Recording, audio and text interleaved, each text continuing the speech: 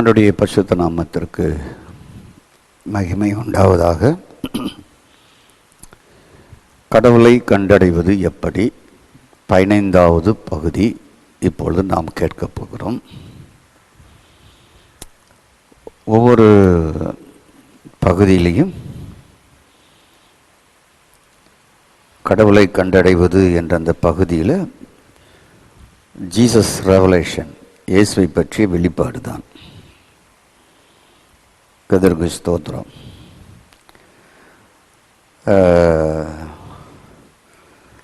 நீங்கள் ஒவ்வொரு பகுதியும் தொடர்ந்து கேட்டுக்கொண்டு வரும்பொழுது அது உங்களுக்கு நன்றாகவே புரியக்கூடியதாக அது இருக்கும் என்பதை தெரிவித்துக் கொள்கிறேன். இன்று நாம் அறிவது தேவனுடைய நோக்கம். ஸ்தோத்திரம்.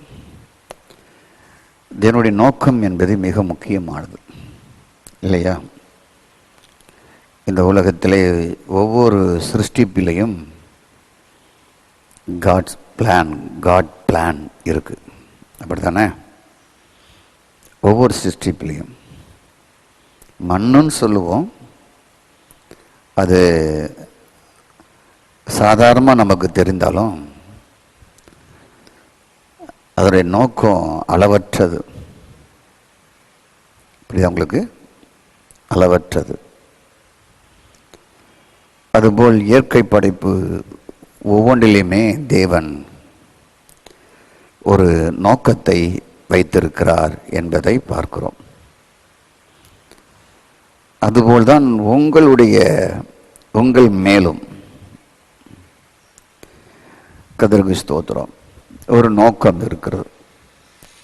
நம்ம எல்லாம் ஒரு பர்பஸ்க்காக தான் படைச்சிருக்கிறார். அந்த நோக்கத்தை, அவருடைய விருப்பத்தை நாம் என்ன என்று நாம் அறிய வேண்டும். ஒரு காட் டிசைர் இருக்கு நம்ம மேலே. நான் சொன்ன வசனங்களே நான் சொன்ன மாதிரி உங்களுக்கு தெரியலாம். Don't worry. ஆனால் அதில் தான் விஷயமே இருக்கு.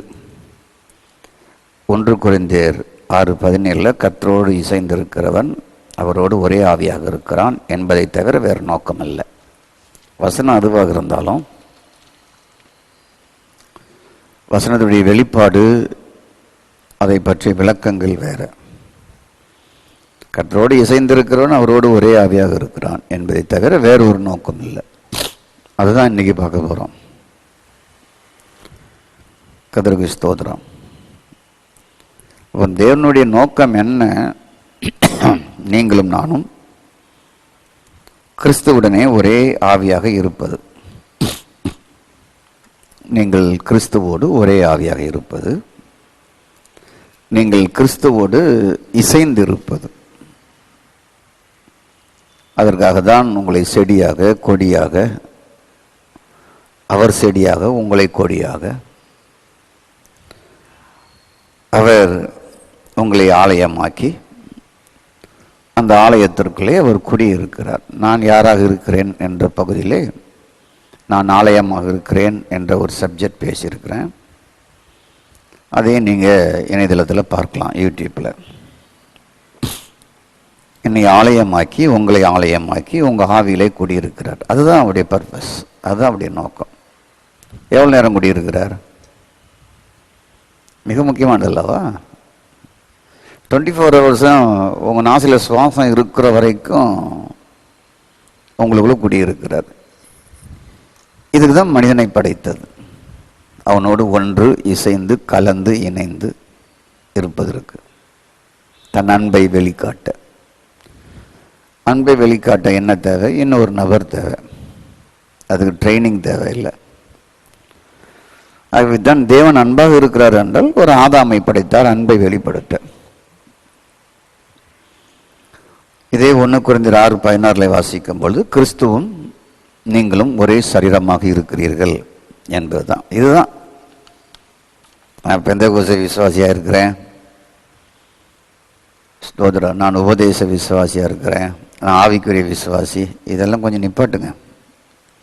கிறிஸ்துவும் நீங்களும் ஒரே சரீரமாக இருக்கிறீங்களா? கிறிஸ்துவும் நீங்களும் ஒரே ஆவியாக இசைந்து இருக்கிறீங்களா? இதை மட்டும் கேள்வி கேளுங்க. இது இல்லாட்டா எந்த உபதேசம் தெரிந்திருந்தாலும் சரி, அதனால் என்ன பிரயோஜனம்? ஒரு பிரயோஜனம் இல்லை. நம்மளை எப்படி வளர்த்துட்டாங்கன்னா உபதேச பிரியர்களாக, இந்த ஸ்தாபனத்தை சேர்ந்த உபதேசம், அந்த ஸ்தாபனத்தை சேர்ந்த உபதேசம், இந்த ஸ்தாபனத்தை சேர்ந்த உபதேசம், அதில் நமக்கு வைராக்கியம், அதுதான் என் ரத்தம், அதுதான் என் உடலில் ஓடுது என்கிற மோட்டிவில் நம்மளை வளர்த்துட்டாங்க. வளர்த்திட்டோம், என்னையும் சேர்த்துக்கொள்கிறேன். வளர்த்திட்டோம், வளர்த்திட்டேன். எது மேலானது எது கீழானதல்ல. நீ கர்த்தரோடு இசைந்து இருக்கிறாயா, ஒரே ஆவியாக இருக்கிறாயா, அதுதான் பேஸ். கிறிஸ்துவும் நீயும் ஒரே சரீரமாக இருக்கிறாயா. அது எப்படிங்க? அதுக்கு நீங்கள் புதிய ஏற்பாட்டை படிக்கணும். எங்களை போல நிகழ்ச்சிகளை நீங்கள் தொடர்ந்து பார்க்கணும். ஸ்தோத்திரம். வெட்டிக்கிளி இரண்டாம் வருகைக்கும் இயேசுவுக்கும் என்ன சம்பந்தம்? கொரோனாவுக்கும் இயேசு வருகை என்ன சம்பந்தம்? அதெல்லாம் கொஞ்சம் பார்க்குறத விடுங்க. அது ஏதாவது சம்பந்தம் வந்துட்டு போட்டோம். கதிருக்கு ஸ்தோத்திரம். உங்களுக்கும் இயேசுவுக்கும் ஒரே சரீரமா, ஒரே சரீரமாக இருக்கீங்களா? அதுதான் இரண்டாம் வருகைக்கு தேவை. நீங்களும் கிறிஸ்துவும் இசைந்து ஒரே ஆவியாக இருக்கிறீங்களா? அதுதான் செகண்ட் கம்மிங்க்கு தேவை. உங்களுக்கு செகண்ட் கம்மிங் இருக்குன்னு நம்புறீங்க இல்லையா? அதுக்கு இதுதான் தேவை. ஸ்தோத்திரம். அப்போ நீங்களும் கர்த்தரும் ஒரே ஆவியாக இருக்கிறீர்கள் என்றால், இசைந்து இருக்கிறீர்கள் என்றால், அதில் உங்களுடைய பங்கு என்ன இருக்கு? உங்களுடைய பங்கு ஒன்றும் இல்லை, உங்களுடைய செயலும் ஒன்றும் இல்லை, உங்கள் கிரியையும் ஒன்றும் இல்லை, உங்கள் தியாகம் ஒன்றும் இல்லை என்பதை நீங்கள் தினமும் புரியணும். அதுதான் கிருபை. ஸ்தோத்திரம். சிலர் கிருபைன்னு சொன்னாவே வயிறு எரியுது. அப்படி எரிய வேண்டிய அவசியம் இல்லை. கிருபையினால் நாம் ரட்சிக்கப்பட்டோம். அவருடைய கிருபை தான் நம்முடைய எந்த நல்ல செயலும் இல்லாமல், அல்லது எந்த கிரியையும் இல்லாமல், அல்லது எந்த பங்கும் இல்லாமல், எந்த தியாகமும் இல்லாமல், எந்த முயற்சியும் இல்லாமல், அவருடைய கிருபை தான் அவரோடு ஒன்று இசைந்து ஒரே ஆவியாக இருக்க உதவி செய்து. இதுக்கு வேதத்தை அறிஞ்சி அதை புரிஞ்சு அந்த வார்த்தைக்கு ஏற்றால் போல் வாழ வேண்டும். இதுதான் நீங்க செய்ய வேண்டியது. அப்போ நான் கர்த்தரோடு ஒரே ஆவியாக இசைந்திருக்கிறேன் என்று நிமிடந்தோறும் உங்க உள்ளான மனுஷன் பேசணும். இதுதான் என்னுடைய விருப்பம், இதுதான் என்னுடைய நோக்கம். ஓகே. ஆகவே நல்ல கவனிங்க. உங்களோடு கிரைஸ்ட் இயேசு கிறிஸ்து ஒரே சரீரமாக ஒரே ஆவியாக இணைவதற்கு என்னுடைய விருப்பமாக இருக்கிறபடினால என்ன செஞ்சார்? உங்களுக்காக, உங்களை மீட்பதற்காக தன் ஜீவனையே மீட்கும் பொருளாக கொடுத்தார். புரியுங்களா உங்களுக்கு? அப்போ நம்ம தியாகம் என்ன இருக்கு? நம் கைகொண்ட உபதேசம் என்ன இருக்கு? ஸ்தோத்ரா. நம்ம எதை மாற்றினாலும் எதை மாற்றாட்டாலும், நம்ம எந்த உபதேச பிரியராக இருக்கிறோமோ இல்லையா, அதை பற்றி பிரச்சனை இல்லை. அதில் தொடர்ந்து இருங்க, உங்களுக்கு பிடிச்ச உபதேசத்தில். அது ஒன்றும் நம்மளை அக்கறை சேர்க்காது. கர்த்தருக்கு ஸ்தோத்திரம். ஆனால் என்னை அவரோடு ஒரே சரீரமாக மாற்ற இயேசு என்ன செய்தார்? அதான் மிக முக்கியம். என்னை, உங்களை ஒரே சரீரமாக்க இயேசு என்ன செய்தார்? அதுதான் முக்கியம். அதுக்காக தம்முடைய குமாரனையே பலியாக கொடுத்தார். புரியுதா உங்களுக்கு? உங்களையும் என்னையும் மீட்டுக் கொள்வதற்கு இயேசுவை குமாரனாக பலி கொடுத்தார். கர்த்தருக்கு ஸ்தோத்திரம். நாம் இதை புரிந்து கொள்ள வேண்டும். மீட்கும் பொருளாக ஆண்டவர் தன்னை கொடுத்திருக்கிறார் என்பதை நீங்கள் புரியுங்கள். ஆகவே தன்னை பலியாக்கி மரித்து உயிர்த்தெழுந்து என்னவானார்? ஆவியாக வந்தார்.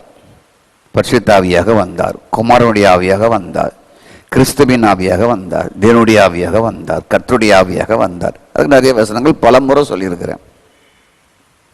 அது உங்களுக்கு பழகி போயிருக்கும். கலாத்தியார் 4:6 இதெல்லாம் உங்களுக்கு மைண்டில் அப்படியே இருக்கணும்.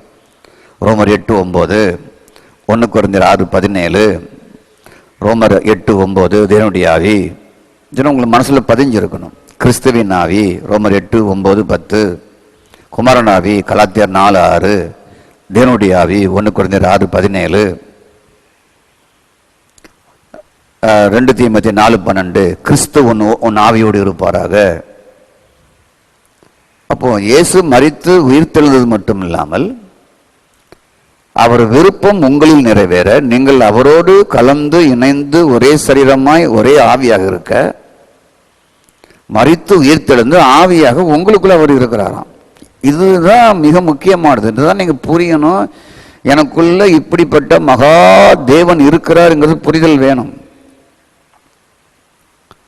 இந்த மகா பெரிய காரியத்தை செய்ய உங்களை ஒன்றுமே செய்ய சொல்லல. பிலீவ் பண்ணு, வார்த்தையை வாசி, வார்த்தையை புரி, அதை அறி, அதை ஏற்றுக்கொள், அதை அங்கீகரில், அப்படிப்பட்ட வாழ்வுக்கு நேராய் உன்னை அர்ப்பணி என்பதுதான். கர்த்தருக்கு ஸ்தோத்திரம். ஆகவே என்ன ஆகி போய்விட்டது என்றால், மதம், சபை, கிறிஸ்தவம், சபை மக்களுக்கு பலவிதமான உபதேசங்களை கொடுத்து அவங்களை புண்படுத்தி காயமாக்கி விட்டார்கள். யூத மார்க்கம் போல ஒவ்வொரு சபைகளுக்கும் வித்தியாசமான கொள்கை, உபதேசம். அது இண்டிபெண்டா இருக்கிறவங்களுக்கு ரொம்ப டிஃபரன்ஸான விதவிதமான கொள்கை எல்லாமே இருக்கும். கர்த்தருக்கு ஸ்தோத்திரம்.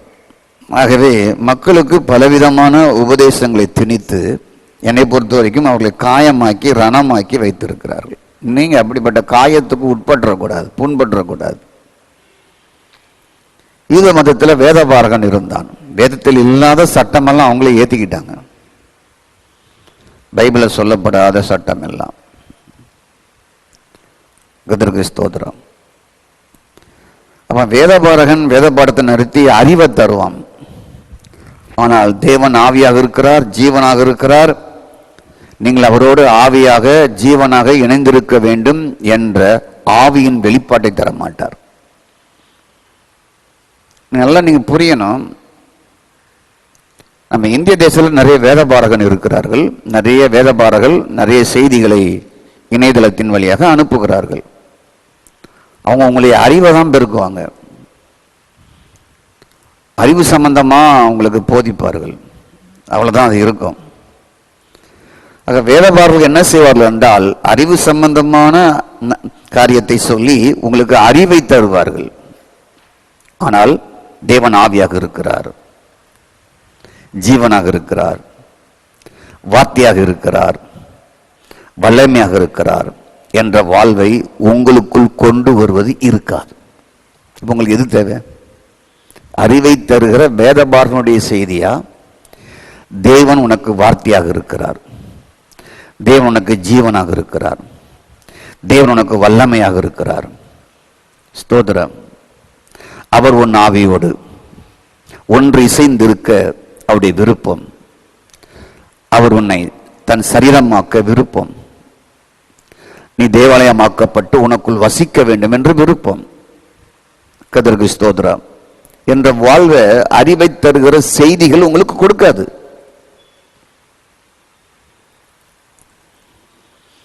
நல்லா உங்களுக்கு சொல்றேன், கேளுங்க. எங்க சண்டே கிளாஸ் பிள்ளைங்களுக்கு நாங்கள் இதை டீச் பண்ணியிருக்கிறோம். எல்கேஜி பிள்ளைங்களிலிருந்து +2 படிக்கிற பிள்ளைகள் வரைக்கும் இது ஒரே பாடத்தையே. ஏதேன் தோட்டத்தில் அநேக ஜீவனை உண்டாக்கினார், உயிர்களை உண்டாக்கினார். ஜீவன் என்றால் உயிர், புல் முதல் மனிதன் வரை. இது ஆதியாகமம் 1 அதிகாரத்தில் பார்க்கலாம். என்னைக்காவது முகமுள்ள ஒரு ஜீவன் படைக்கப்பட்டது. அது என்ன ஜீவன் முதல்ல உங்களுக்கு சொல்ல முடியுமா? சொல்ல முடியுமா? கொஞ்சம் யோசித்து பாருங்க. முதல்ல முகமுள்ள ஒரு ஜீவன் மீன் தான். இந்த மீனை படைத்தார்.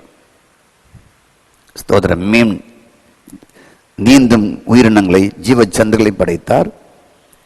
பறக்கும் பறவைகளை படைத்தார். ஆதியாகமம் 1:20. மீன் தண்ணிக்குள்ள இருக்கும், முகம் உள்ளது, வேறு இடத்துக்கு பயணம் பண்ண முடியாது. பறவைகள் வேற இடத்துக்கு பயன்படும். இதுக்கு வேற வித்தியாசமான முகம், அதுக்கு வேற வித்தியாசமான முகம் பறவைகளுக்கு. ஸ்தோத்திரம். அதுக்கப்புறம் மிருகங்களை படைத்தார். காட்டு விலங்கு, வீட்டு விலங்குன்னு சொல்லி அந்த முகம் அதோட வித்தியாசமான முகங்களாக படைத்தார். காட்டு முகங்களை சிலவற்றை எடுத்துக்கொள்ளுங்கள். மனித முகம் போலவே இருக்கும். சிங்கமோ புலியோ குரங்கோ மனித முகம் போலவே இருக்கும் அந்த சாயல்ல. கர்த்தருக்கு ஸ்தோத்திரம். ஆகவே மனிதன் தான் உன்னதமான படைப்பு, முகமுள்ள படைப்பில் உன்னதமான படைப்பு. அந்த மனிதனை தேவ சாயலாக படைத்தார். அவர் தேவ சாயலை மனிதனிடத்தில் பார்க்கலாம். அதை பார்க்கும்படியாக தான் படைத்தார். ஆதியாகமம் 1:27. மனிதனுக்கு ஆகாரமாக புசிப்பதற்கு சகல விருட்சத்தின் கனிகளை கொடுத்தார். ஒரு மனுஷனுக்கு ஒரு தோட்டம். நான் சில நேரம் நினைச்சது உண்டு, அவ்வளோ தோட்டத்துலையும் அவ்வளோ பழம் பழுத்துனா இவர் ஒரு ஆள் தானே சாப்பிடுவார், மீதெல்லாம் என்ன பண்ணுவார்? அது அழுகி கொட்டி கீழே விழும். அடுத்த மரத்தை விதையை பிறப்பிக்கும். இதுக்கு தான் இப்போ ஒருவனுக்கு அளவில்லாத ஐஸ்வர்யங்களும் செல்வம் கொடுக்கலாமா? கொடுத்துட்டு இப்போ என்ன, தாராளமாக வீட்டில் கிடக்கும், அவ்வளோதான். அதை பற்றி நம்ம கவலைப்பட வேண்டிய அவசியம் இல்லை. ஸ்தோத்திரம். 12 பேருக்கு 12 கூட நிறைய அப்பத்தை கொடுத்தாரு.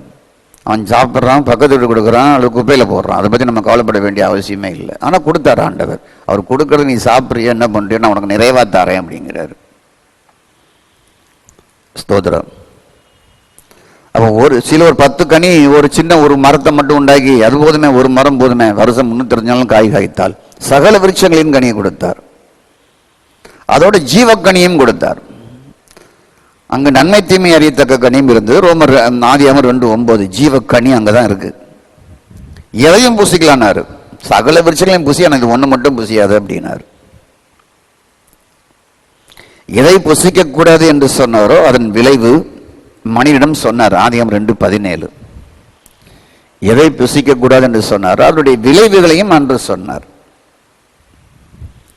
அப்போ தேவன் இந்த ஏதேன் தோட்டத்தில் என்ன செய்தாருங்கிறத உங்களுக்கு ரகசியத்தை சொல்றேன், கவனமா கேளுங்க.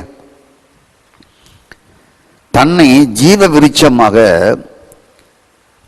உணவாக, சாப்பாடாக, அப்பமாக அங்கதான் கொடுக்கிறார். ஒன்று கலந்திணைந்து வாழ.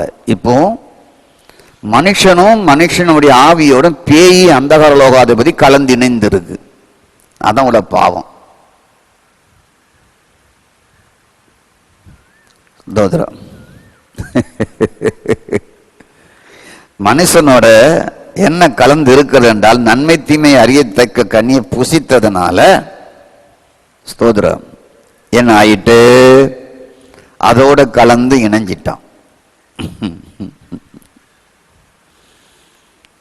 கதிருக்கு ஸ்தோத்திரம். நல்லா புரிஞ்சுட்டேன் உங்களுக்கு. நான் சொல்வது உங்களுக்கு புரியாட்டா எபேசியர் 2:2 வாசித்தீங்கன்னா, நீங்கள் முற்காலத்தில் இந்த உலகத்துக்கு ஏற்றபடியாகவும் கீழ்ப்படியாமையின் பிள்ளைகளிடத்தில் இப்பொழுது கிரியை செய்கிற ஆகாயத்து பிரபனுடைய ஆவிக்கேற்றபடி நடந்தீங்க. ஆமா, ஆவி நம்மகிட்ட உள்ள இருந்துதான் ரட்சிக்கப்படுறது காலங்களுக்கு முன்னால. சில ரட்சிக்கப்பட்ட பிறகு உள்ள இருக்கு. ரட்சிக்கப்பட்ட பிறகு உள்ள இருக்குன்னு அது தனி வேத பாடம். அது நான் யார் அதில் வரும். அது எப்போ வரும்னு சொல்லாது, அதை தெரியும் நீங்க. ஸ்தோத்திரம். புது மனுஷன் என்ற ஒரு சப்ஜெக்ட் பேசும்போது அதில் நான் பேசுவேன். புதிய மனிதனாக இருக்கிறீர்கள், புது சிருஷ்டிப்பு, அதில் பேசும்போது நான் அதில் பேசுவேன். அப்போ கிரியை செய்கிற ஆகாயத்து பிரபுவின் ஆவிக்கேற்றபடி நடந்து கொண்டீர்கள். மாமிசமும் முற்காலத்தில் மாமிசமும் மாமிச இச்சையின்படி மாமிச மனசும் விரும்பினதை செய்தீங்க. காரணம் என்ன? சுபாவத்தில் கோபாக்கணிப்பில் இருந்தோம். காரணம் என்ன? ஆகாயத்து பிரபுனுடைய ஆவி நன்மை தீமை சாப்பிட்ட உடனே அந்த ஆவி உள்ள போயிட்டு மனுஷனுக்குள்ள, அவன் அறிவு தான் மனுஷனுக்கு இன்னைக்கு வரைக்கும் இருக்கு. அந்த அறிவில் தான் படிக்கிறோம், அந்த அறிவில் தான் கண்டுபிடிக்கிறோம், அந்த அறிவில் தான் எல்லாமே செய்கிறாங்க. உங்களுக்கு ஏதாவது புரிஞ்சுதா? ஸ்தோத்திரம்.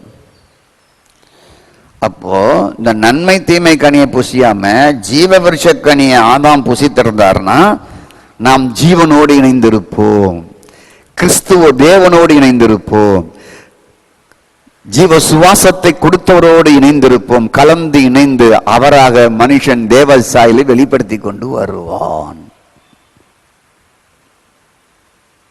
கேட்டிருக்கீங்களா? எங்கேயாவது இந்த செய்தியை சொல்லி கொடுத்துருக்காங்களா? அப்ப ஏன் ரட்சிக்கப்பட்டவர்களும் அந்த ஆகாயத்து பிரபனுடைய ஆவிக்கேற்றபடி நடக்கிறாங்க? ரட்சிப்போடு நின்று போயிட்டாங்க. அடுத்த ஸ்டெப் தேவனோட சமரசமாகி அவரோடு ஒரே ஆவியாக ஒரே சரீரமாக இசைந்திருக்கல. அதுதான் ஒருவன் கிறிஸ்துவுக்கு வந்தால் புது சிருஷ்டியா இருக்கிறான் என்ற வேத பாடத்தை நான் யாராக இருக்கிறேன் என்ற அந்த சப்ஜெக்ட்ல பேசும்போது உங்களுக்கு பேசுவேன். ஃபர்ஸ்ட் ஸ்டெப்ல நிற்கிறாங்க. அதனால அந்த அந்தகார ஆவி பாவம் மன்னிக்கப்பட்டவங்கள திருப்பியும் அது இழுத்துட்டு போகுது. அடுத்த ஸ்டெப்புக்குள்ள உள்ள வருவது கிடையாது, யாரும் டீச் பண்ணி கொண்டு வருவது கிடையாது. ஏனென்றால் அறிவு பெருத்த பிரசங்கம் தான் நிறைய இருக்கு. ஸ்தோத்திரம். இந்தியாவுக்கு ட்ரம் வந்தார், அதுக்கும் அவருடைய வருகைக்கும் என்ன வித்தியாசம், வருகைக்கும் என்ன அடையாளம், இப்படி போட்ட உடனே உங்க அறிவும் வேலை செய்ய ஆரம்பிச்சிருது. சைனா பிரதமர் இந்தியாவுக்கு வந்ததுனால் இயேசு கிறிஸ்து வருகைக்கும் அதற்கும் என்ன அடையாளம். இந்த வித்தியாசமான தலைப்பு இருக்கு பார்த்தீங்களா? அறிவின் தலைப்பு அறிவு தான் உண்டாக்கும். நான் சொல்ற கவனிங்க ஸ்தோத்திரம். அதெல்லாம் தெரிஞ்சுக்கலாமா? தெரிஞ்சு என்ன பண்ண போறோம்? ஒன்றும் பண்ண போறது கிடையாது. இதுதான் மிக முக்கியம். எது முக்கியம்? ஸ்தோத்திரம். ஜீவ விருட்சக்கனியை ஆதாம் சாப்பிட்டு இருந்திருப்பார் என்றால் தேவனுடைய நோக்கம், காட் பர்பஸ் ஏதேல முடிஞ்சிருக்கும். இவ்வளவு சீர்கட்ட உலகம் கிடையாது. இயேசு பலியாக வேண்டியது அவசியம் கிடையாது. இயேசு வருகைக்காக காத்திருக்க வேண்டிய அவசியம் கிடையாது. இப்போ இருக்கிற உலக பொருளாதார மையமும் கிடையாது. எல்லாம் ராயலா இருப்பாங்க, ராயல் ஃபேமிலியா இருப்பாங்க, கிங்கா இருப்பாங்க எல்லாருமே.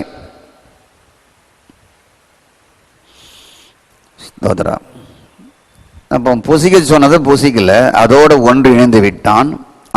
அந்த அறிவோடு நன்மை தீமையோடு அந்தகார ஆவிகளோடு இணைந்து விட்டான் மனுஷன். அதுதான் உள்ள உட்கார்ந்து ஆளுகை செய்யுது. அதுதான் ஆளுகை செய்து உலகம் முழுவதும் கொலை, வெறி, கற்பழிப்பு, மனிதனை அழிக்கக்கூடிய கண்டுபிடிப்புகள் எல்லாமே அதனாலதான் உருவாகுது. அதை சொல்லாம ஆண்டவர் இதை அனுமதிக்கிறார். கண்டுபிடிக்க அவனை பரப்புவதற்கு கடவுள் பயன்படுத்தினார். அவர் ஏன் பயன்படுத்தணும்? அந்த அறிவு தான் இதை செய்யுது. உள்ள இருக்கிற அறிவு, ஜீவ விருட்சத்தின் அறிவு, அறிவு மரத்தினுடைய அறிவு. ஆகவே ஜீவ மரத்தினுடைய கனியை ஆதாம் புசித்திருந்தால் தேவனை அனுபவித்திருக்கலாம், புசித்திருக்கலாம், புசித்து உண்டு மகிழ்ந்திருக்கலாம். ஸ்தோத்திரம். அப்போ தேவனுடைய விருப்பம் என்ன? தன்னை ஜீவ விருட்சமாக உணவாக அனுபவித்து மகிழ்ந்திட கொடுத்தார். ஏதேனில தன்னை ஜீவ விருட்சமாக உணவாக அதை அனுபவித்து மகிழ்ந்திட கொடுத்தார். இன்னைக்கு உங்க வீட்டில் பிரியாணி அப்படி வச்சிங்க, நாக்கு ஊறுதா? மதுரையில் போடுற மாதிரி பன் புரோட்டா, நல்ல குடல் குழம்பு அப்படின்னு வச்சிங்க. உங்களுக்கு முன்னால கொண்டு வச்சாச்சு. அதை புசிக்கும் போது என்ன ஆவீங்க? உங்க உடலும் உங்க மனசும் உங்க அறிவும் உங்க உள்ளமும் அதோடு இசைந்து அதோடு கலந்து அதை ருசியா சாப்பிட்டு அப்படியே மெய் மறந்து 2 தட்டு சோறு 3 தட்டு சோறு 35 பரோட்டா படக் படக்குன்னு உள்ள போயிடும். அது ஜீரணாக 1 லிட்டர் பெப்சியும் குடிச்சு முடிச்சிருவீங்க.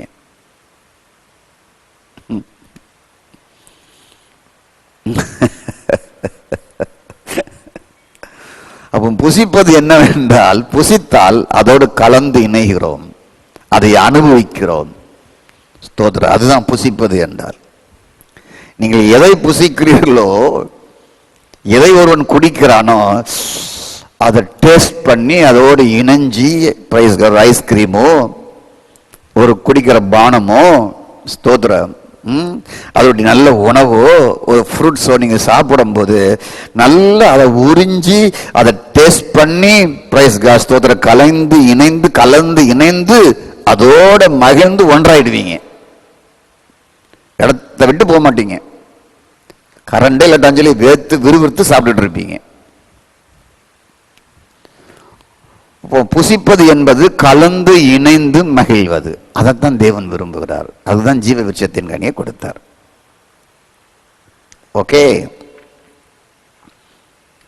ஸ்தோத்திரம். தன்னை புசிக்க விரும்புகிறார். புதிய ஏற்பாட்டில் இயேசு சொன்னார், ஜீவ அப்பம் என்று சொன்னார். தன்னை இதை புசியுங்கள் என்று சொன்னார். என் மாமிசத்தை புசித்து என் இரத்தத்தை பானம் பண்ணாதவன் என்னோடு நிலைத்திருப்பதில்லை. புசிக்க வேண்டும், குடிக்க வேண்டும், சாப்பிட வேண்டும், பானம் பண்ண வேண்டும் என்று யோவான் 6ஆம் அதிகாரத்தை முழுவதும் வாசித்து பாருங்க, தெளிவா சொல்லியிருப்பார். கிறிஸ்தவை என்ன பண்ணணுமா? புசிக்க வேண்டும். ஹலோ, புசிச்சிங்களா? காலையில் இட்லி சாப்பிட்டீங்க, எத்தனை பரோட்டா சாப்பிட்டீங்க, அதுக்கு எவ்வளோ நேரத்தை செலவு பண்ணீங்க? இட்லிக்கு ஒரு பரோட்டா, இட்லி, பொங்கல், வடை, அப்புறம் சப்பாத்தி, பூரி. அதை புசிக்கிறதுக்கு எவ்வளவா மகிழ்ந்திருக்கிறோம்.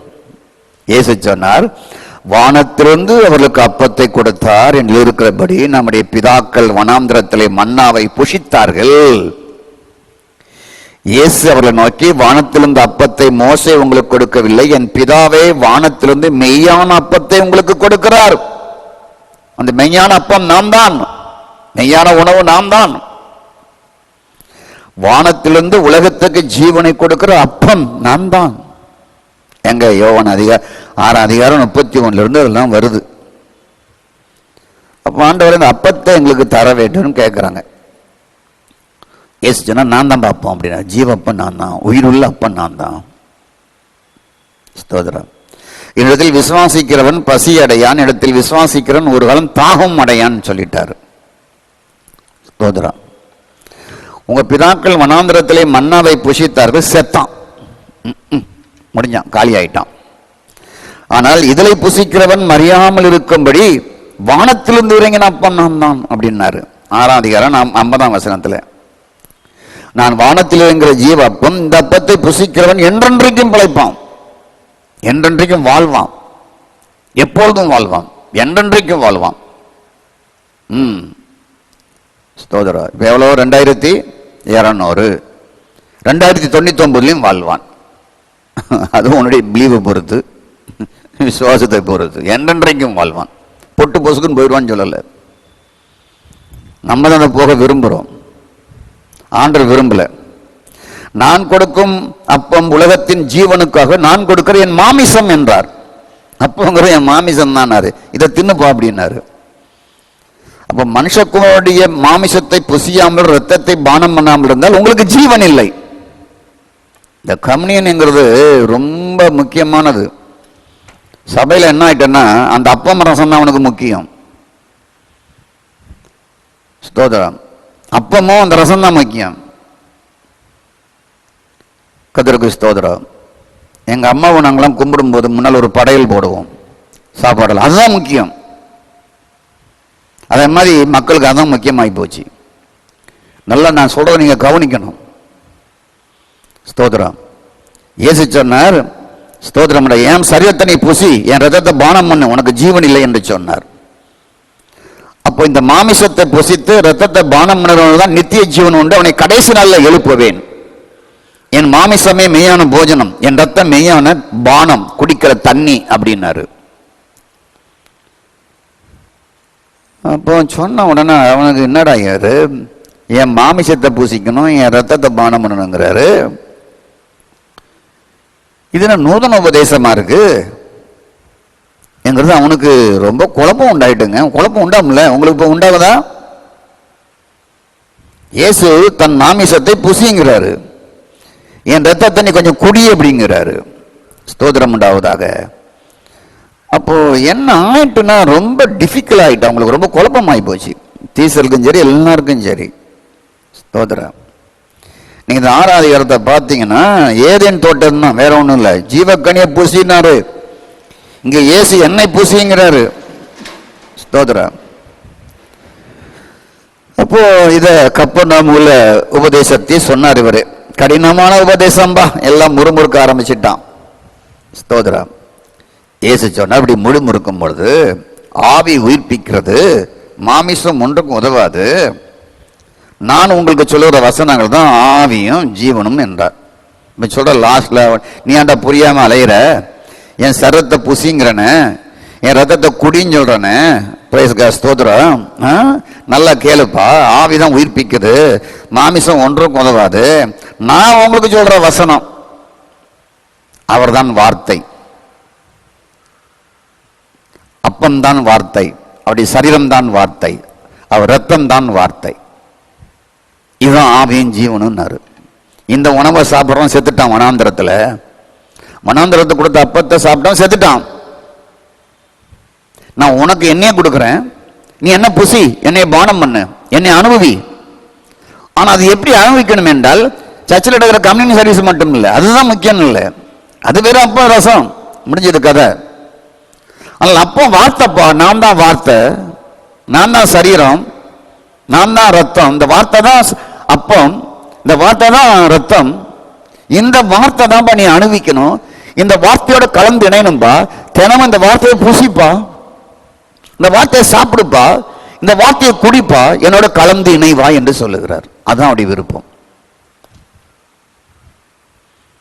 உங்களுக்கு புரியாட்டா திருப்பி ஒரு முறை போட்டு கேளுங்க. என்னை புசி. ஆகவே தான் இயேசு சொன்னார் பிசாசு கிட்ட, என்னுடைய வாழ்ந்து பட்டு போகிற ஒவ்வொரு வார்த்தைனாலும் பொழிப்பான், அப்பத்தினால் மாத்திரம் அல்ல. என் வார்த்தை அப்படின்னாரு. அப்ப இயேசு சரீரமா இருக்கிறது வார்த்தையாய் வந்தவர். அவர் ரத்தத்தை கொடுத்தது அவருடைய வார்த்தை, வார்த்தையாகி அவருடைய ரத்தம். அப்போ தினமும் நீங்க கம்யூனியன் எடுக்கிறீங்களோ எடுக்கலையோ அதை பத்தி பிரச்சனை கிடையாது. தினமும் வார்த்தையை பூசிக்கணும், அதுதான் அப்பம். வார்த்தையை நீங்கள் பானம் பண்ணணும். Praise God. அதுதான் அவருடைய ரத்தம். அதற்கு அடையாளமாக தான் நம்ம மாசத்துல ஒரு முறையோ வாரத்துல ஒரு முறையோ கம்யூனியன் நடத்துறோம். அப்ப எது முக்கியம்? அடையாளமாக இருக்கிறதா, வார்த்தையாகி அவருடைய ஜீவனா, வார்த்தையாகி அவருடைய சரீரமா, வார்த்தையாகி அவருடைய ரத்தமா? அதை விட்டுட்டான். இதுதான் முக்கியம் சொல்லி 3 நாள் பாஸ்டிங் போடுவான், 1 மாசம் பாஸ்டிங் போடுவான் கம்யூனியனுக்கு. அதுக்கப்புறம் நம்ம அவுத்து விட்டோம்னா தான் குதிரை ஓடிக்கிட்டே இருக்கும், கட கட கட கட கடன்னு அது போல் தான் இஷ்டத்துக்கு ஓடும். 3 நாள் ஃபாஸ்டிங்கே கம்யூனியனுக்கு. வராதவங்களுக்கெல்லாம் கம்யூனியன் கிடையாது, ஃபாஸ்டிங் போட தான் கம்யூனியன். ஸ்தோத்திரம். நீ ஃபாஸ்டிங் இருக்கிறையோ ஃபாஸ்டிங் இல்லையோ, நீ கம்யூனியன் எடுக்கிறியோ கம்யூனியன் இல்லையோ, மெய்யான கம்யூனியன் என்ன, மெய்யான போஜனம் எது? இயேசு. மெய்யான கம்யூனியன் ஜீவ மரம் அவர். என்ன புசிங்கிறாரு? நான் வார்த்தைக்குள் இருக்கிறேங்கிறாரு. என்னுடைய ரத்தம் என் வார்த்தைக்குள் இருக்கிறதுங்கிறாரு.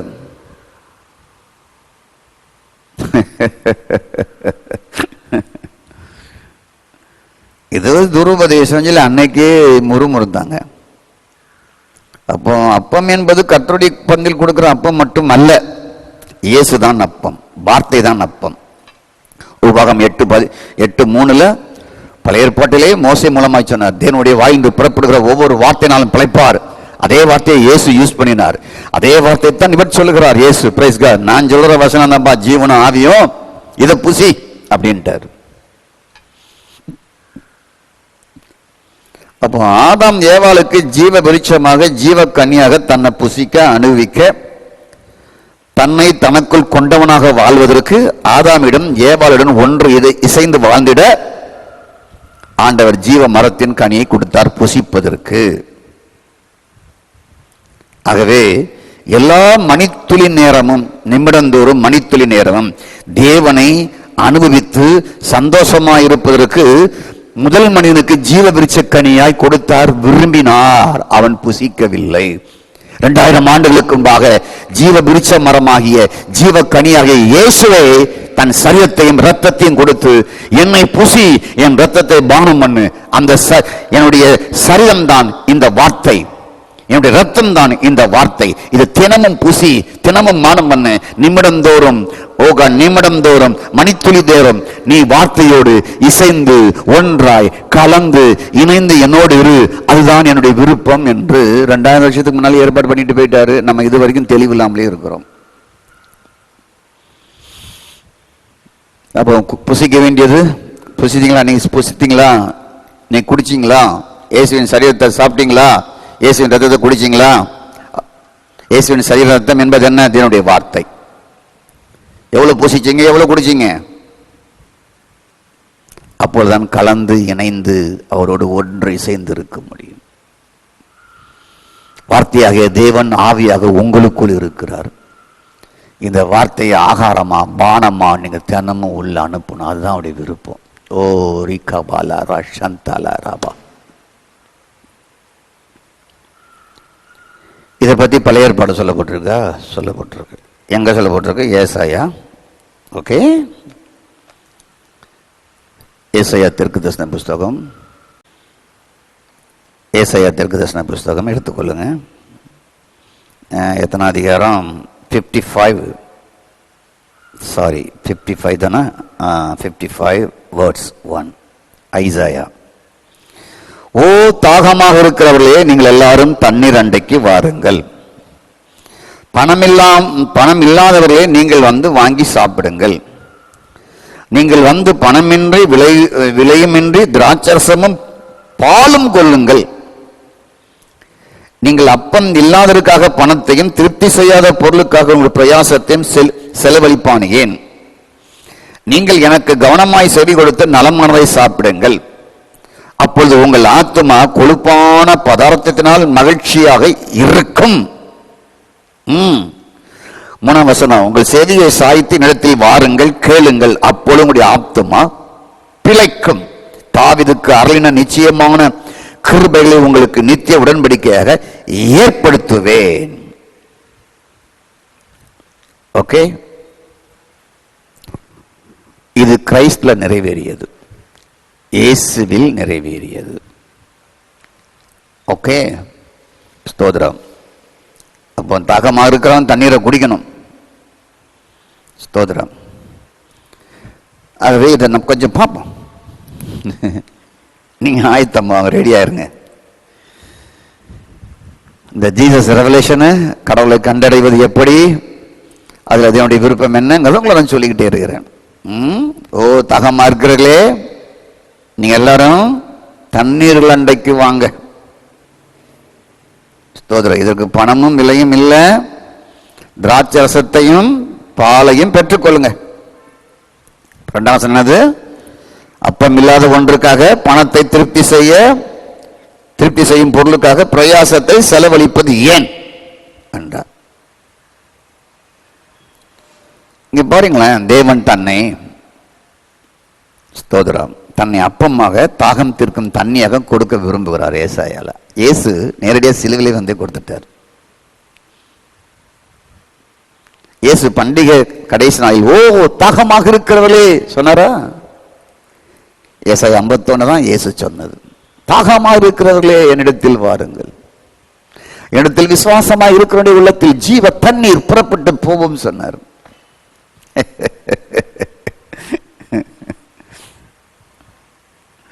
அப்போ தேவன் தன்னை அப்பமாகவும் தாகம் தீர்க்கும் தண்ணீராகவும் இஸ்ரவேல் மக்களுக்கே கொடுக்க விரும்பினாரு. அந்த மக்கள் விரும்பல. ஸ்தோத்திரம். அப்போ தாவீது என்ன சொல்லுகிறாரு? தாவீது தான் ரொம்ப இந்த நியூ டெஸ்டமென்ட் ரொம்ப இணைவாரு.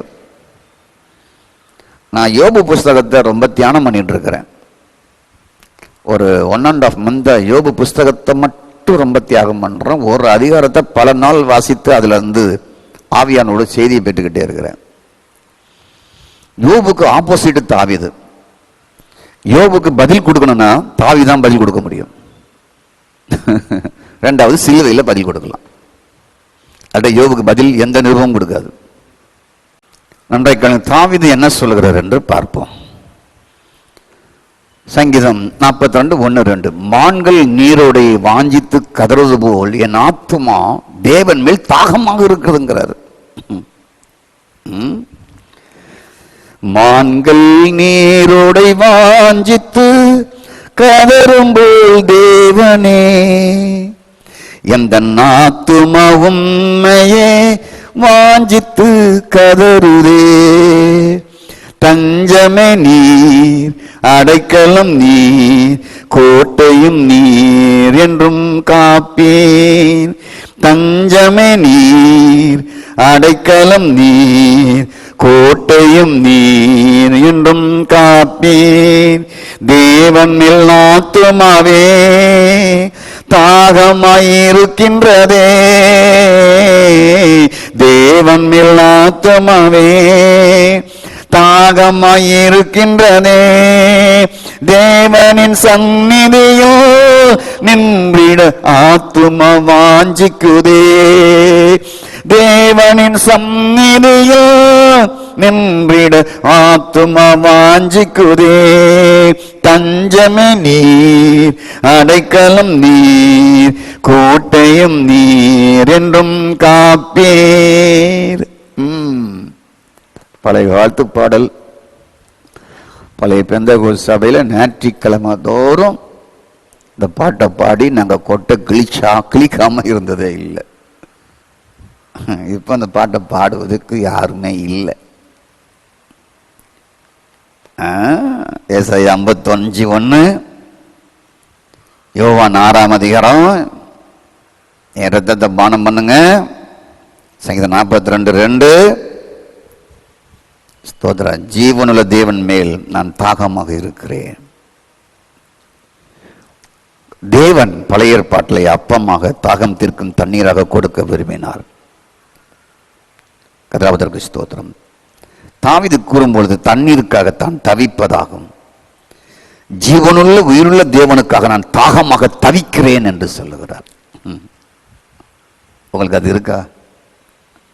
பாருங்க, சிலுவையில் மரிக்கிறதுக்கு முன்னாலேயே இந்த தாவீது கிரைஸ்ட அப்படியே தண்ணியா குடிக்கணும், அவரை சாப்பிடணும் விரும்புகிறான். அவர் அப்பமா சாப்பிடணும், அவர் உணவா சாப்பிடணும், அவரை தண்ணீரா குடிக்கணும்னு அவன் விரும்பியிருக்கிறான். ஐயா, இது யாரோ சொல்லி கொடுக்குறாங்களே ஐயா. தினமும் அவரை நீ புசி, தினமும் அவரை பானம் பண்ணு, அவரை புசிப்பதற்கு ஆவியின் ஜீவனமாக இருக்கிற வசனத்தை நீ உள்வாங்கு. அதுதான் உனக்கு ஆகாரம், அதுதான் உனக்கு தாகம் தீர்க்கும் ஜீவ தண்ணீர். இல்லாவிட்டால் நீ மானானது போல் நீரோடை வாஞ்சித்து கதறிக்கொண்டே போவாய். உன் தாகம் இந்த உலகத்தில் எதுவும் தீர்க்காது என்று இந்த வார்த்தையில் சொல்லிக் கொடுக்க பிரசங்கர் நாட்டில் கம்மியா இருக்கிறாங்க. அப்போ இயேசு சொன்னார், யோவான் 7:37, நான் ஏற்கனவே சொன்னேன், இயேசு தாகமா இருந்தால் என்னிடத்தில் வரக்கடவர்கள் பாருங்கள் என்றால், சத்தமிட்டு பண்டிகை நாளிலே ஓ தாகமா இருக்கிறவர்களே கூட்டத்தை பார்த்து சொன்னார், என்னிடம் வந்து தாகத்தை தீர்த்துக் கொள்ளுங்கள் என்று யோவான் 7:37 சொன்னார். அப்போ தேவனை அவர் விருப்பம் என்ன? அவரை நாம் புசிக்க வேண்டும், அவரை நாம் அனுபவிக்க வேண்டும், அவரை நாம் பானம் பண்ண வேண்டும். அவரை புசிப்பது எப்படி, அவரை பானம் பண்ணுவது எப்படி? அவருடைய வார்த்தையால், அவரை துதிக்கிற துதியினால், சங்கீதங்களினாலும் கீர்த்தனைகளினாலும் தேவனை துதித்து தேவ வசனத்தை உள் வாங்கி வசனத்தை உள்ளே அனுப்பி அதை என்ஜாய் பண்ணுவது, அதை அனுபவிப்பது, அதில் தாகம் தீர்க்கப்படுவது, அதில் பசி தீர்க்கப்படுவது உங்களுக்கு அவசியம். அதுதான் தேவன் விருப்பம். அதுதான் ஆதாமை படைத்தார், ஜீவ மரத்தை கனிய வைத்தார். அதற்காகத்தான் குமாரனை பலியாக உங்களுக்கும் எனக்கும் கொடுத்திருக்கிறார். இது திருச்சபை மறந்துவிட்டது, போதிப்பாரும் இல்லை.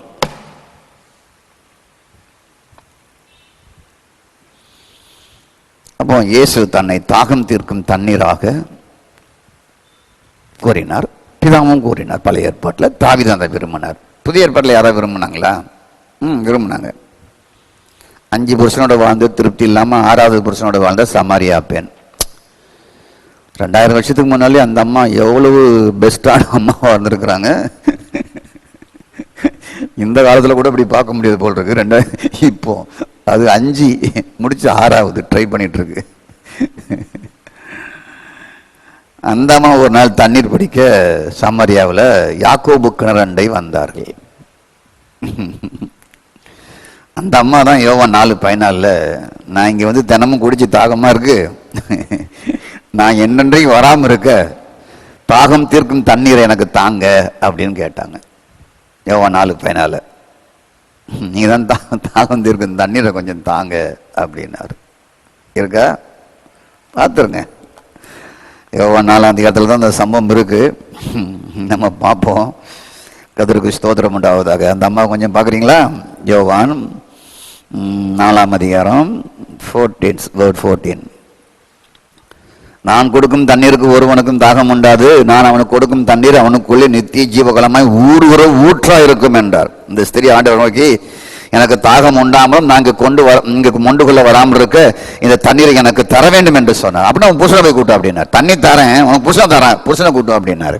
ஐயோ எனக்கு புருஷனே இல்லை அப்பாடி அப்படின்னு சொல்லி அம்மா சத்தியம் அப்பா சத்தியம் உங்க சத்தியம் அப்படின்னு சொல்ல ஆரம்பிச்சிட்டா. அம்மா ஏன் சொன்னாரு, ஏய் உங்க பிதாக்கள் யாக்கோபுன்னு சொல்ற இவ்வளவு போய் விடுற, உங்க பிதாக்கள் யாக்கோபுன்னு சொல்லிட்டு இவ்வளவு போய் இதில் போயெல்லாம் விடுற, உனதான் ஏற்கனவே 5 புருஷன் இருக்கிறானே, இப்போ இருக்கிறவன் உன் புருஷன் கிடையாது அப்படின்னாரு. அதுவும் கிடையாது, 5 இருக்கிறான், 5 முடிஞ்சிட்டான், இப்போ 6வது இருக்கிறான், அவனும் உனக்கு புருஷன் கிடையாது. ஸ்தோத்திரம். அதுதான் எனக்கு புருஷனே இல்லைங்கிற அப்படின்னாரு. இந்த ஸ்திரியை வந்தவர் நோக்கி, தீர்க்கதரிசி எங்க ஆட்கள்லாம் அந்த மலையில தான் தொழுது கொண்டாங்க, நாங்க எங்க தொழுது கொண்டோம்னு சொல்லும் போல இயேசு சொன்னார், ஸ்தோத்திரம், பிதாவை தொழுது கொள்ளும் காலம் எப்பொழுது வரும், நீங்கள் அறியாதிருக்கிறதை தெரிந்து கொள்கிறீர்கள். ஸ்தோத்திரம். ரட்சிப்பு யூதர் வழியாய் வரும், உண்மையாய் தொழுகிறவர்கள் பிதாவை ஆவியோடு உண்மையுடன் தொழுது கொள்ளும் காலம் வரும், இப்பொழுது வந்திருக்கிறது. தம்மை தொழுது கொள்கிறவர்கள் இப்படிப்பட்டவர்கள் இருக்கும்படி பிதாவனர் விரும்புகிறார். தேவன் ஆவியாக இருக்கிறார், அவரை தொழுது கொள்கிறவர்கள் ஆவியோடு உண்மையுடன் தொழுது கொள்ள வேண்டும் என்றார். தாகம் தீர்க்கிற தண்ணி எங்க இருக்கு? கொடுத்துட்டாரா? கொடுக்கல. எங்க கொண்டு முடிக்கிறார் ஆண்டவர்? தேவன் ஆவியாக இருக்கிறார், அவருடைய வார்த்தை ஆவியாக இருக்கிறது, அங்க கொண்டு முடிக்கிறார். தாகம் தீர்க்கிற தண்ணி அங்கதான் இருக்கு. நித்தியகாலமாய் ஊறுகிற ஊற்று அங்கதான் இருக்குது. தேவன் ஆவியாக இருக்கிறார், வார்த்தை ஆவியாக இருக்கிறது, அது ஜீவனாக இருக்கிறது. ஸ்தோத்திரம். அந்த வார்த்தை நான் தான், பேசுகிறது நான் தான். தேவன் ஆவியா இருக்கிறார், அது நான் தான். அந்த வார்த்தை நான் தான், அந்த ஜீவன் நான் தான் அப்படிங்கிறார். என்ன புசிங்கிறார், என்னை குடிங்கிறார். ஒவ்வொரு நாளும் கர்த்தராகிய இயேசு கிறிஸ்துவே நீர் ஆவியாக இருக்கிறீர். இந்த வார்த்தை எனக்கு அப்பமாக இருக்கிறது, இந்த வார்த்தை எனக்கு ரசமாக இருக்கிறது. ஸ்தோத்திரம். நான் இந்த வார்த்தை அப்பமாக, இந்த வார்த்தையை ஜீவ தண்ணீராக, இந்த வார்த்தையினுடைய இரத்தமாக நான் பானம் பண்ணுகிறேன் என்று ஒரு முறை இல்லை, பல முறை சொல்லுங்க. மற்ற மதங்களில் 108 முறை சொல்லணும், 1008 முறை சொல்லணும். 100 இல்லை, 1008 முறை. ஆண்டவரே, என் தேவனே, நீங்கள் ஆவியாக இருக்கிறீங்க, உங்களுடைய வார்த்தை ஆவியாக இருக்கிறது, உங்களுடைய வார்த்தை அப்பமாக இருக்கிறது, உங்களுடைய வார்த்தை ஜீவனாக இருக்கிறது, உங்களுடைய வார்த்தை வல்லமையாக இருக்கிறது, உங்களுடைய வார்த்தை ஜீவ தண்ணீராக இருக்கிறது, உங்களுடைய வார்த்தை இரத்தமாக இருக்கிறது. மெய்யான கம்யூனியன் அதுதான், மெய்யான கம்யூனியன் அதுதான். ஸ்தோத்திரம். மெய்யான கர்த்தருடைய பந்தி அதுதான். நான் இப்பொழுது உங்களுடைய வார்த்தை மெய்யான கம்யூனியனாக, மெய்யான ராபோஜனமாக உங்களுடைய வார்த்தை நான் உண்கிறேன். உம்முடைய மாமிசத்தை நான் உண்ணுகிறேன் வார்த்தை வடிவில், உம்முடைய ரத்தத்தை நான் பானம் பண்ணுகிறேன், அது உம்முடைய வார்த்தை. அந்த வார்த்தை எனக்குள் ஆவியாக போகிறது, வல்லமையாக போகிறது, ஜீவனாக போகிறது என்று நீங்கள் அவரோடு கலந்து இணைந்து இந்த வார்த்தையை அனுபவித்து புசித்து மகிழ வேண்டும், கொண்டாட வேண்டும். இதில் இருக்கிறதா லைஃப், ஜீவன். இதுதான் தேவனுடைய விருப்பம், ஜீவ மரத்தின் கனி அவரே. ஸ்தோத்திரம். என்னை வாழ வைக்கிற ஜீவப்பம், என் தாகத்திற்கிற ஜீவ தண்ணீர். வார்த்தை வழியாக அவர் மாமிசமாய் உள்ளே போகிறார். வார்த்தை வழியாக அனுதினமும் இரத்தமாக உள்ளே போகிறார். இதெல்லாம் உள்ள போக ஆரோக்கியமும் சவிக்கியமும் உண்டாகும். ஏசாயா 33 சொல்லலையா, உனக்கு ஆரோக்கியத்தையும் சவிக்கியத்தையும் வர பண்ணுவேன். இது உள்ள போக வார்த்தை அப்பமாக, வார்த்தை ஜீவனாக, வார்த்தை ஆவியாக, வார்த்தை கம்யூனாக, வார்த்தை இயேசுவின் மாமிசமாக. அந்த மாமிசம், பிரைஸ் காட், ஸ்தோத்திரம், அந்த வார்த்தை மாமிசமாக மாறியது. வார்த்தையாகிய மாமிசம் உங்களுக்கு உள்ள போகும்பொழுது, ரத்தமாகிய வார்த்தை உள்ள போகும்பொழுது, ஓ காட், உள்ளே தித்திக்கும், உள்ளே இனிக்கும், உள்ளே ஆரோக்கியம் உண்டாகும். ஓ ஆரோக்கியம் சவிக்கியமும் உண்டாகும். இங்கதான் அவர் தாங்குவார். இங்குதான் நீங்கள் பரவசம் அடைய முடியும். இங்குதான் அவரை அனுபவிக்க முடியும். இங்குதான் நோய் இல்லாத வாழ்க்கை வாழ முடியும். இங்குதான் அப்படி தழுவுகளால் குணமாக்கப்படுதல் வருகிறது. ஓ காட், ரிமா கலரா சந்தலரபா. அந்த நகரவாசிகள் ஒருவரும் வியாதிசன் என்று சொல்வதில்லை. அது இங்கத்தான் உண்டாகிறது, இங்கத்தான் உண்டாகிறது. Glory to God. கர்த்தருக்கு ஸ்தோத்திரம். அவர்தாமே நம்முடைய பலங்களை ஏற்றுக்கொண்டு நோய்கள் சுமந்தார் என்பதெல்லாம் அதற்கு உங்க ஆவிக்குள்ளதான் அதெல்லாம் உண்டாகிறது. ஓ காட், அங்கிருந்து தான் சரீரங்களுக்கு புறப்பட்டு வருகிறது. அவரை நீங்கள் ஓ காட் ஸ்தோத்திரம் புசியுங்கள். எப்படி புசியுங்கள்? வார்த்தையை புசியுங்கள். அதுதான் உண்மையான கம்யூனியன்.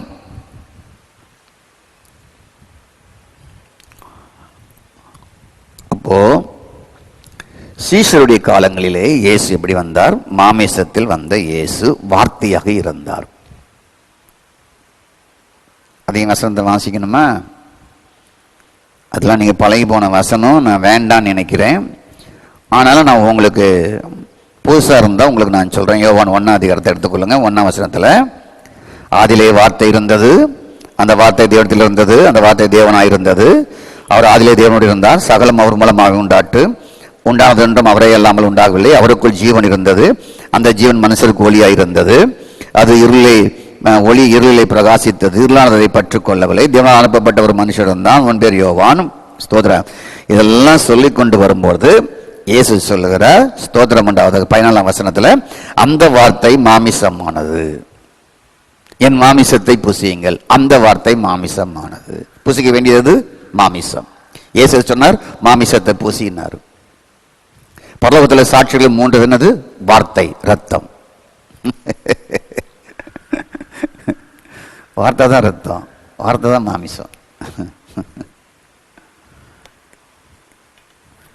உங்களுக்காக உங்களை வாழ வைக்கிற ஜீவப்பம் இந்த வார்த்தை, தாகம் தீர்க்கும் ஜீவ தண்ணீர் இந்த வார்த்தை. உங்கள் ஆவிக்குள் அவரை புசிக்கணும் வார்த்தையாக, அவரை பானம் பண்ணணும் வார்த்தையை கொண்டு. அவர் ரத்தத்தை நீங்கள் பானம் பண்ண வேண்டும். சீஷர்களுடைய காலங்களில் இயேசு எப்படி இருந்தார்? மாமிசமாக இருந்தார். ஸ்தோத்திரம். ஆனால் தாகம் தீர்க்கும் தண்ணீராக பருகவில்லை. ஸ்தோத்திரம். புசிக்கும் அப்பமாக அவர்கள் புசிக்கவில்லை. ஹலோ, புசித்தாங்களா? இல்லை. தாகத்தை தீர்த்துக்கிட்டாங்களா? இல்லை. ஸ்தோத்திரம். இயேசு கிறிஸ்து மேசியா என்று அறிதல் மட்டும் இருந்தது. ஆனால் இவர்தான் வார்த்தை, இவர்தான் ஆவியின் தேவன் தெரியாது. வெறும் மாமிசத்தில் இயேசு இருந்தார். மாமிசத்தில் தான் அறிந்து வைத்திருந்தார்கள். இயேசு அப்பமாக, புசிக்கும் அப்பமாக, குடிக்கும் ஜீவ தண்ணீராக, அனுபவிக்க முடியாத ஒரு சீஷர்களாக இருந்தாங்க.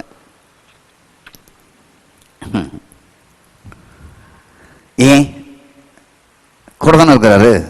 அப்பத்தை புசிக்க வேண்டியதானே, தண்ணீரை குடிக்க வேண்டியதானே?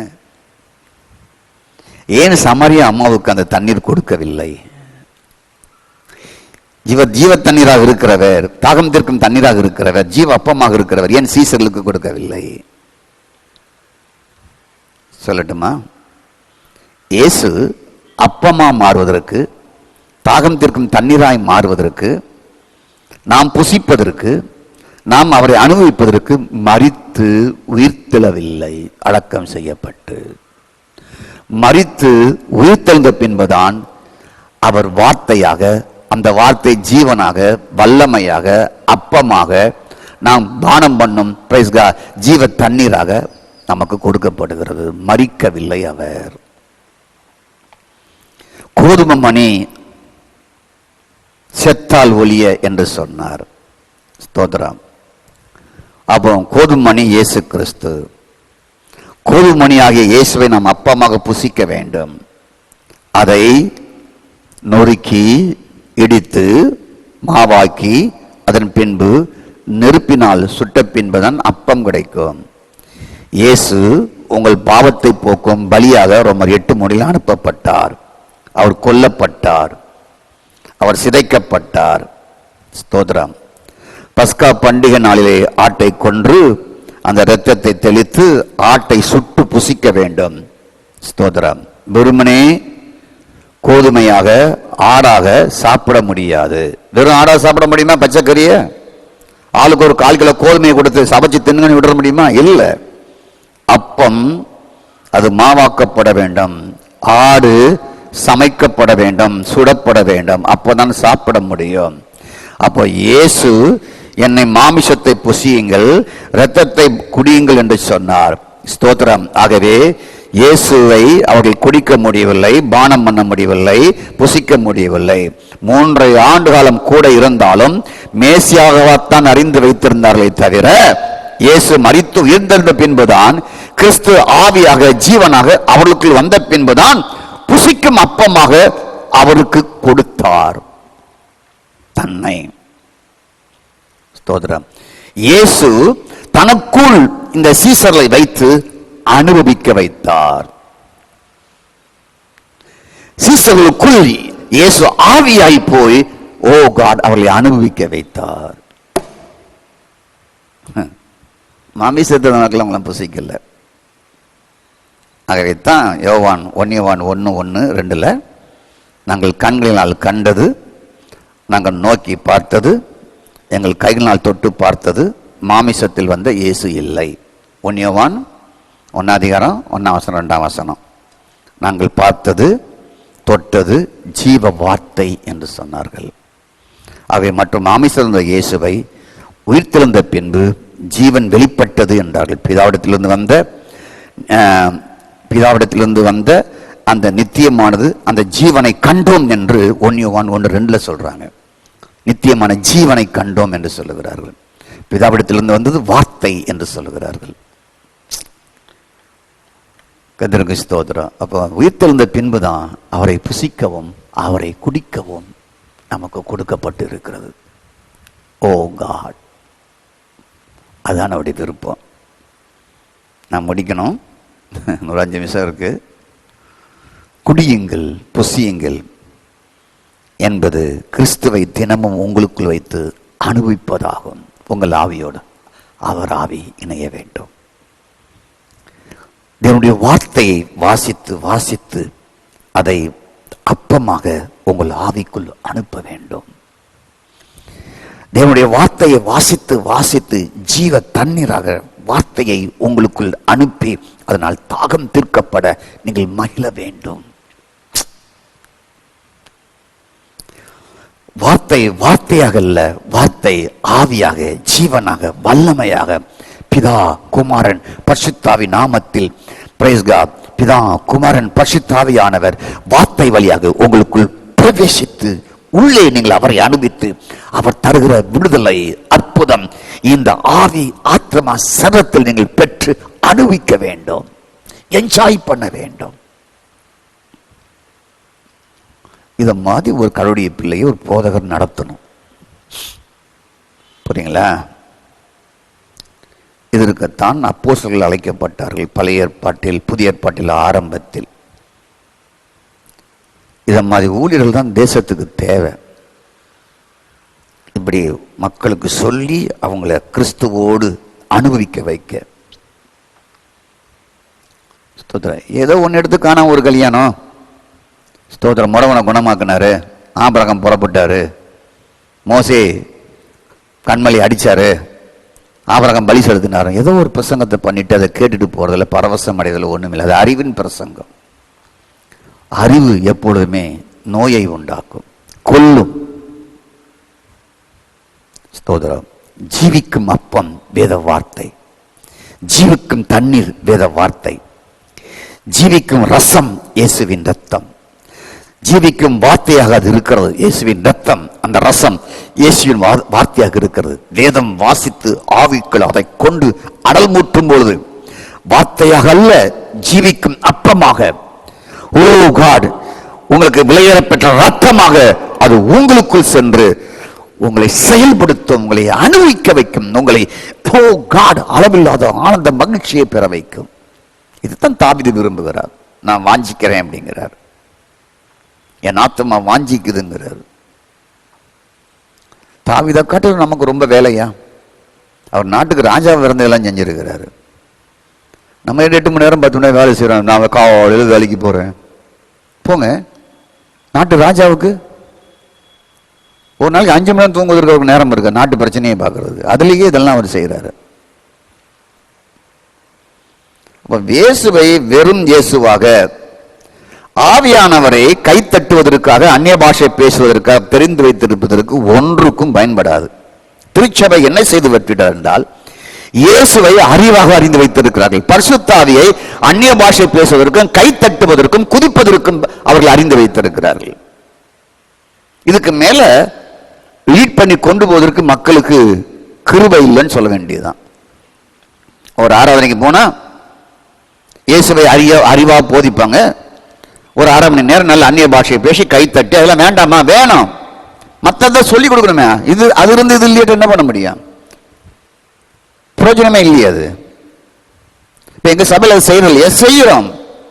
நல்லா ஆராதிக்கிறோம், நல்லா கைத்தட்டுறோம், நல்ல அந்நிய பாஷை பேசுறோம். ஸ்தோத்திரம். அதுல மட்டும் குறிய இருந்துட்டு போயிடக்கூடாது.